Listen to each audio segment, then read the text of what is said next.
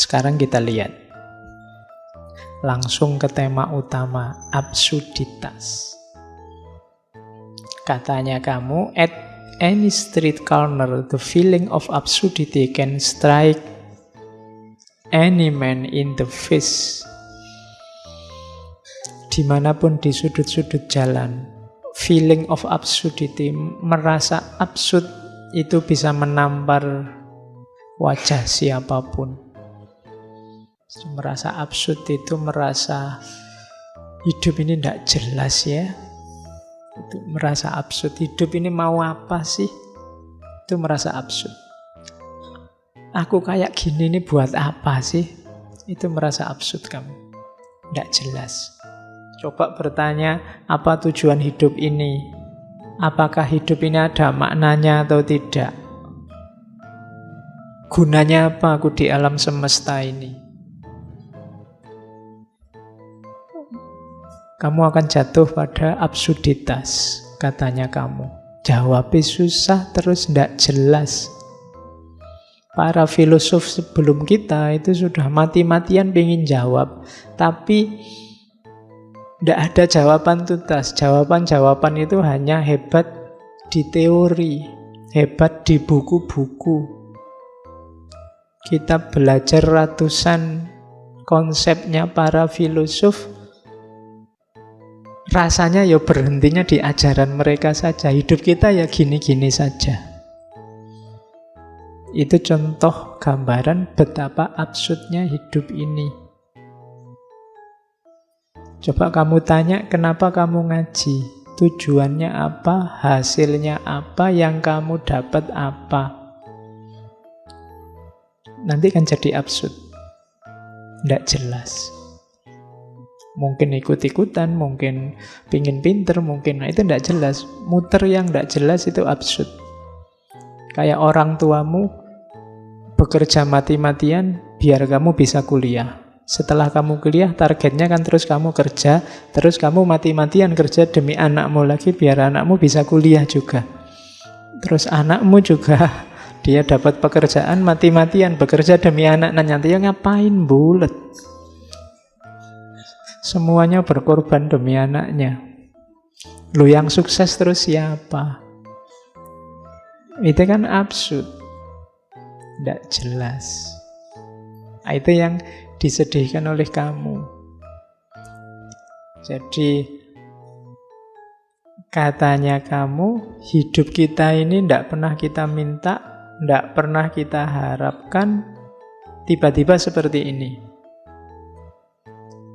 Kalau di bukunya kamu itu analoginya kayak bola. Bola itu kita tendang ke selatan, kadang ya jatuhnya malah ke timur. Apalagi yang main timnas.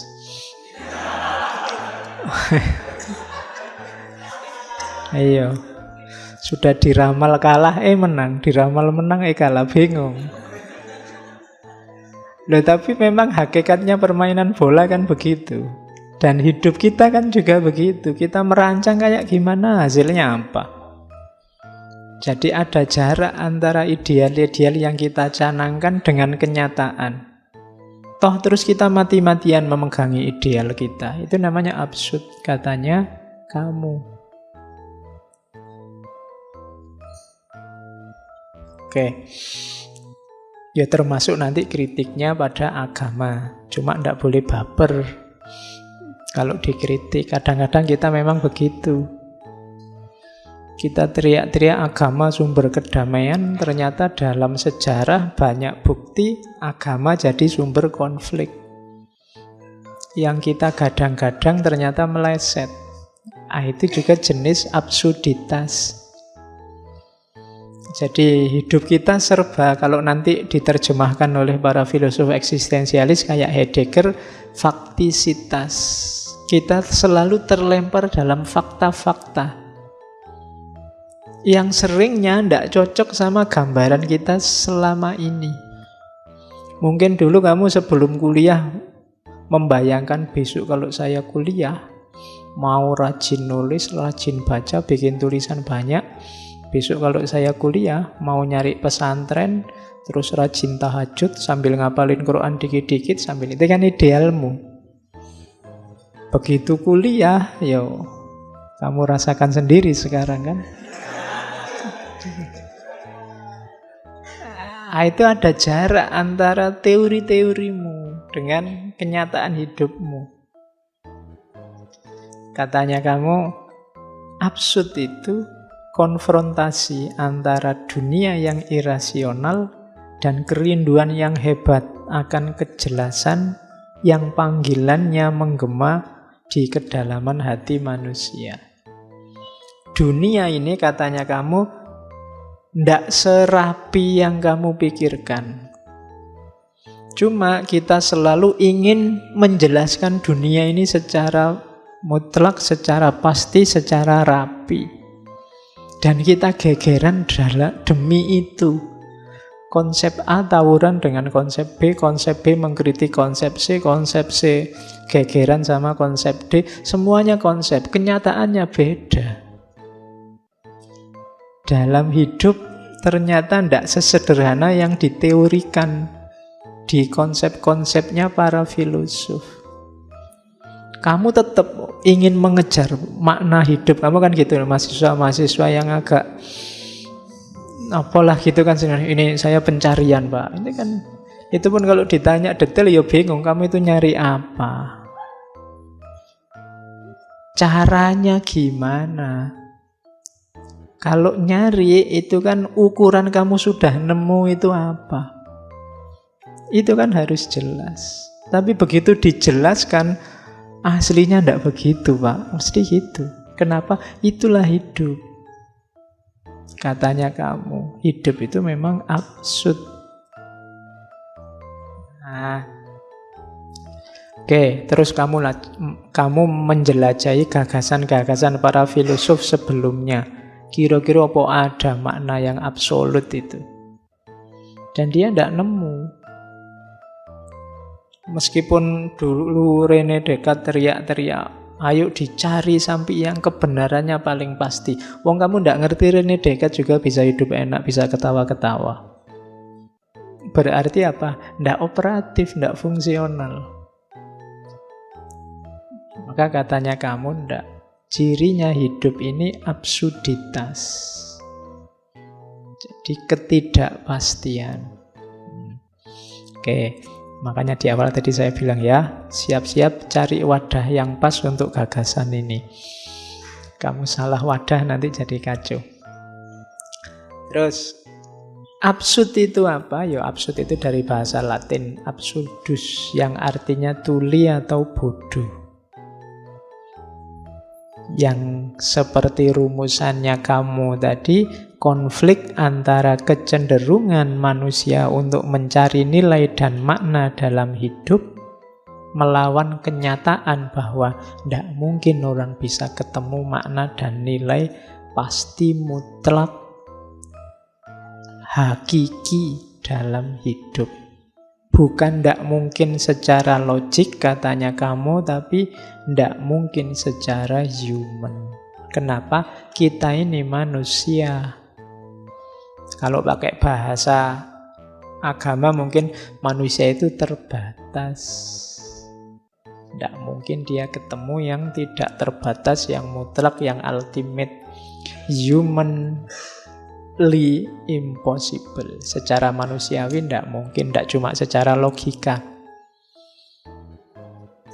Jadi nanti akhirnya dikenal aliran absurdisme. Satu aliran filsafat yang menyatakan bahwa upaya manusia untuk menemukan makna, ya terserah istilahnya apa, makna batin lah, makna dalam lah, makna yang tinggi lah, ultimate lah, puncak lah, monggo, tapi pasti akan gagal. Tidak akan ketemu. Sehingga sifatnya absurd. Ya kayak tadi, absurd itu hanya dalam konsep. Canggih kalau didengarkan, rapi kalau dipahami, tapi dengan kenyataan itu selalu ketemu pengecualian-pengecualiannya. Karena dunia ini kayak orang main bola. Bola itu arahnya kemana, datangnya dari mana, tidak bisa diramal. Oke, tidak jaminan kalau Barcelona melawan PSS Sleman misalnya pasti menang Barcelona. Itu tidak jaminan. Ya kalau Allah menghendaki kan gitu maumu kan.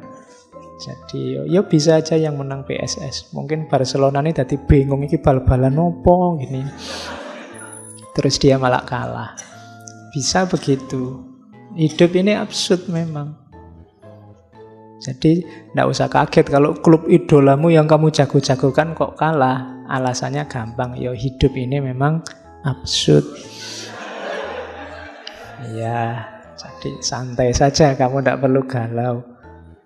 Oke. Nah, tadi kan feeling absurd itu yang kamu rasakan.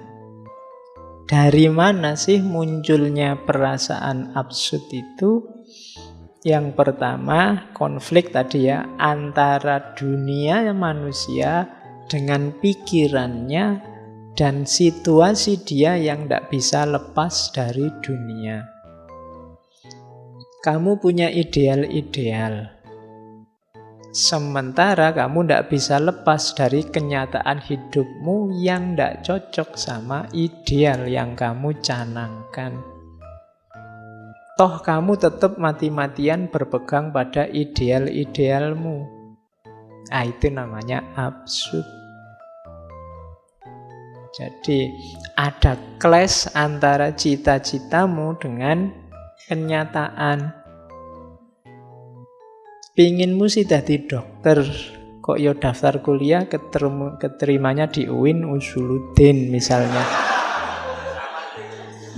Itulah tabrakan sama sekali itu. Iya, wis ndak bisa gimana lagi, Bu. Kamu ngotot yang penting saya jadi dokter apa ya bisa. Ya paling mentok jadi dukun. Iya, loh itu yang disebut absurd oleh ya.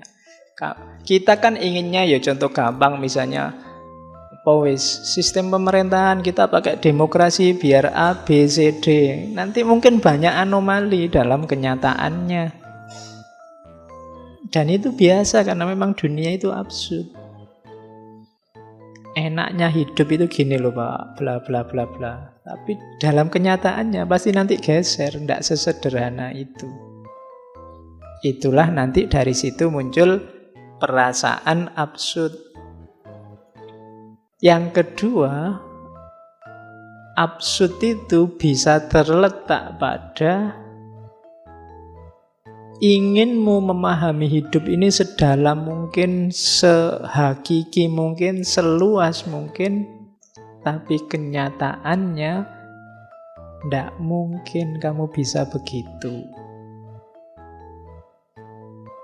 Kemampuanmu, wawasanmu, sejauh apa jangkauan ilmumu, ya pasti terbatas. Mau komprehensif tidak gampang. Wong kita ini manusia yang meruang dan berwaktu. Jadi sehingga yang kita pahami ya sejauh jangkauan kita. Itu pun kita merasa inilah hakikatnya hidup. Nah, itu namanya absurd. Yang kamu tahu kebenaran itu ya sejangkau wawasanmu hari ini. Itu pun kamu tetap merasa ya tetap ini Pak yang paling sejati. Padahal tidak. Itulah perasaan absurditas yang kedua. Oke, itu kalimat yang ketiga menjelaskan kodrat manusia yang seutuhnya menginginkan adanya penjelasan yang menyeluruh sifatnya. Sementara di lain pihak ternyata dunia telah menyembunyikannya dengan hanya menyajikan penjelasan tersebut setengah-setengah. Sehingga manusia terus mencari kebenaran, hanya mendapatkan dunia yang masih terselimuti kabut misteri itu. Kalimat-kalimatnya banyak yang puitis karena kamu kan sastrawan. Iya, cuma kalimat kayak gini kamu baca sekali itu susah dipahami. Karena ini juga kan terjemahan. Ya intinya yang tadi, bahwa dunia ini misteri, tidak bisa ditebak hanya oleh satu teori. Begitu kamu tebak A, besok dia ganti jadi B. Begitupun kadang-kadang kita ngeyel, pokoknya harus A. Sehingga yang terjadi apa? Absurditas. Kan banyak di antara kita yang terlanjur terikat oleh ideologi, oleh pandangan, oleh aliran, oleh perspektif, sehingga kadang-kadang meskipun buktinya menunjukkan bahwa perspektif kita salah, kita tetap ngeyel dengan perspektif kita. Itu contoh absurditas. Oke. Terus, misalnya kamu lihat teh ini. Misalnya teh ini sebenarnya manis, biasanya manis. Terus begitu kamu rasakan, mungkin takmirnya lupa ngasih gula, terus lu pahit lo itu. Enggak, Pak. Teorinya tetap teh itu manis. Loh, wong saya merasakan sendiri pahit. Oh, itu Bapak yang keliru. Jadi sekarang kan begitu orang. Jadi buktinya jelas, tapi kamu tetap gandolan, kamu tetap pegangan teorimu, perspektifmu yang selama ini kamu anggap benar. Itulah absurditas.